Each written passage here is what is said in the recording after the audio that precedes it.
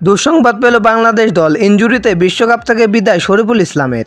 বিশ্বকাপ শুরুর আগে দুঃসংবাদ পেল বাংলাদেশ। ভারতের বিপক্ষে প্রস্তুতি ম্যাচে আঙ্গুলে ব্যথা পেয়েছেন শরীফুল ইসলাম। পুরো বিশ্বকাপ না হলেও প্রথম ম্যাচ খেলা অনিশ্চিত বাংলাদেশি এই পেসারের, যদিও যুক্তরাষ্ট্রের চিকিৎসা ব্যবস্থায় আশাবাদী দল।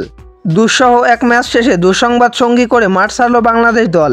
একদিকে মাঠে এক পেশে ফল, অন্যদিকে এক সেনানীর ইনজুরি হতাশার তালিকায় দীর্ঘায়িত করেছে। ফলে বিশ্বকাপ শুরুর আগেই অনিশ্চিত শরীফুল ইসলাম। শেষ ওভারের শেষ বলটা করা হয়নি শরীফুলের। পঞ্চম বলে হার্দিক পান্ডিয়ার রিটার্ন শট ফেরাতে গিয়ে বোলিং হাতেই আঘাত পেয়েছেন তিনি। পরে মাঠ থেকে সরাসরি তাকে হাসপাতালে নেওয়া হয়। বাংলাদেশ ম্যানেজার রাবিদ ইমান বলেন, আপনারা জানেন যে শরীফুলের বোলিং হ্যান্ডে ইনজুরি, বা হাতের তর্জনী ও মধ্যমার মাঝামাঝি জায়গায় একটা স্লিপড ইনজুরি হয়েছে। হ্যান্ড সার্জন যিনি আছেন তিনি এই ফিল্ডে খুবই এক্সপার্ট। আমরা আশা করছি যে হয়তো কোনো পজিটিভ খবর পেতে পারি। এদিকে এক ভিডিও বার্তায় বাংলাদেশ দলের চিকিৎসক দেবাশিস চৌধুরী বলেছেন, যুক্তরাষ্ট্রে হ্যান্ড সার্জনের তত্ত্বাবধানে শরীফুলের ক্ষত স্থানে 6টা সেলাই পড়েছে। আমরা দুদিন পর আবারও হ্যান্ড সার্জনের কাছে যাব, তখন আসলে বুঝতে পারবো যে ওর ফিরতে কতটা সময় লাগবে। তাসকিন এখনো পুরোপুরি সেরে ওঠেননি। সাম্প্রতিক সময়ে বাংলাদেশের ভরসার প্রতীক শরীফুলের ইনজুরি মহাবিপদের নাম। পুরো বিশ্বকাপ না হলেও প্রথম ম্যাচ খেলা অনিশ্চিত শরীফুলের, যদিও যুক্তরাষ্ট্রের চিকিৎসা ব্যবস্থায় এখনই আশাহত হচ্ছে না দল। বাংলাদেশ ম্যানেজার রাবিদ ইমান বলেন, আমাদের সর্বোচ্চ চেষ্টা থাকবে